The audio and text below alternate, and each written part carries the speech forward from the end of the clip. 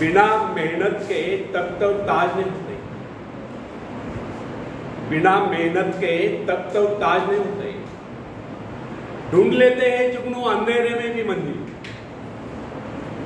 ढूंढ लेते हैं जुगनू अंधेरे में भी मंजिल, क्योंकि वे किसी बाहरी रोशनी के मोहताज नहीं होते, वे स्वयं प्रकाशित होते। धन्यवाद। तो फ्रेंड्स, एक व्यक्ति है जिसके शरीर में स्वच्छ रक्त संचार हो रहा है, जिसके चौड़े कंधे हैं, सुंदर मजबूत 2 हाथ है, जिसका वजन भी अच्छा है, जो सभी अंगों से युक्त तथा शरीर से चुस्त मस्त है। ऐसा व्यक्ति अगर दूसरों से सहायता मांगता है तो आप उसे क्या कहेंगे, उसके बारे में क्या सोचेंगे? अवश्य वो सर्वांग संपन्न होकर भी अपंग कहलाएगा। आप ऐसे अपंग मत, आप सामर्थ्यवान बनकर दिखाइए। आप ऐसे बनकर दिखाइए कि लोग आपसे सहायता पाने की चेष्टा करें। क्या आपको पता है कि आप जिन लोगों को जानते हैं उनमें से बहुत से लोगों को इस बात का भी पता नहीं। क्या आप जिन लोगों को जानते हैं उनमें से बहुत से लोगों को इस बात का भी पता नहीं, उन्हें जो सहायता चाहिए वो कहां से मिलने वाली है। फिर भी वे इंतजार करते, सोचते रहते कि बस अब उनका काम बनने वाला, उन्नति के द्वार खुलने वाले, कोई उनकी मदद के लिए आएगा, उनके सारे कष्ट दूर हो जाए। क्या ऐसा संभव है? वास्तव में कोई किसी की सहायता करता है? ऐसे सोचने वालों ने अपने गिरेबान में झांक कर देखना चाहिए कि क्या उन्होंने किसी दूसरों की कितनी सहायता की, उन्होंने आज तक किसकी कितनी मदद की है। क्या कोई ऐसा व्यक्ति है जो कहे कि उन्होंने उसे सहायता की थी इसलिए वो आज उन्नति की चोटी पर? फ्रेंड्स, यदि आपने या उन्होंने किसी दूसरों की सहायता नहीं की तो फिर किसी दूसरों से सहायता की प्रतीक्षा क्यों? ऐसे लोग केवल अपने भूल के कारण ही आगे बढ़ने से रुक जाते।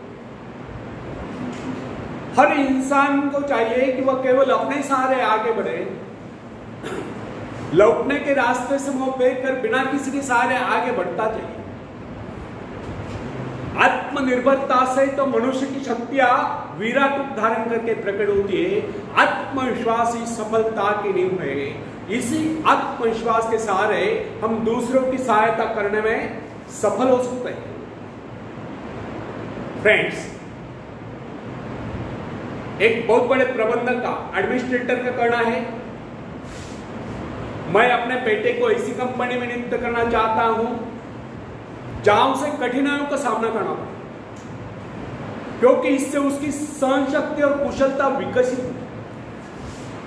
यदि मैं उसे अपने कंपनी में रखूंगा तो वह मेरे भरोसे बैठा रहेगा, हर निर्णय के लिए वह मेरा मुंह ताकता रहेगा, उसमें ठहरे हुए पानी की तरह सड़ान उत्पन्न होगी।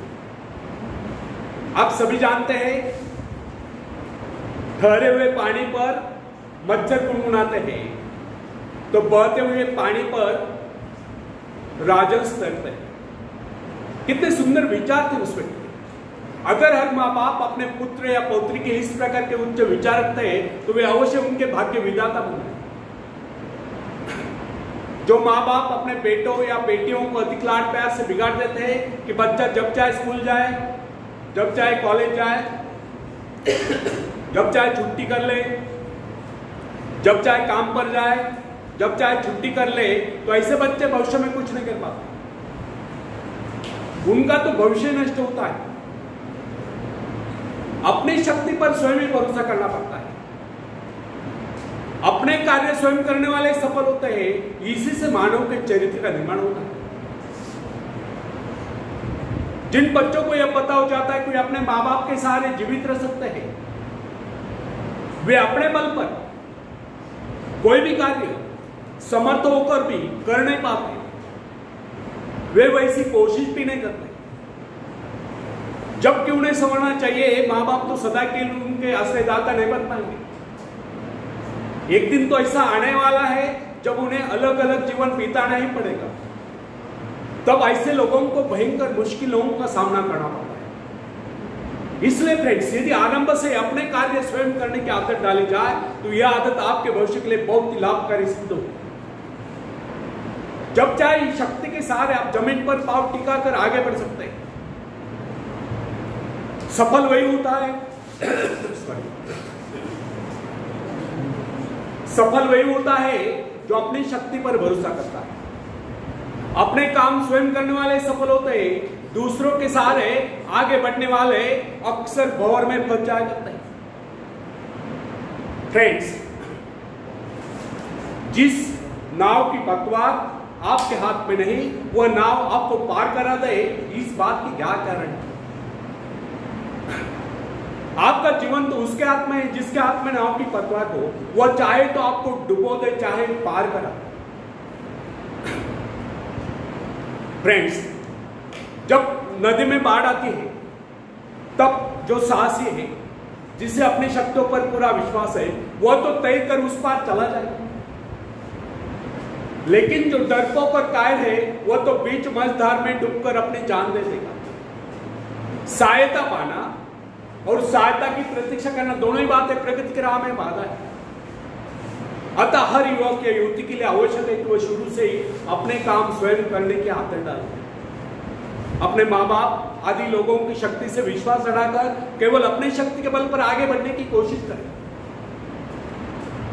जिस क्षण आप बाहरी सहायता लेना बंद कर देंगे, उसी क्षण आपके भीतर आत्मनिर्भरता का अंकुर फूटते हुए महसूस होने लगेगा।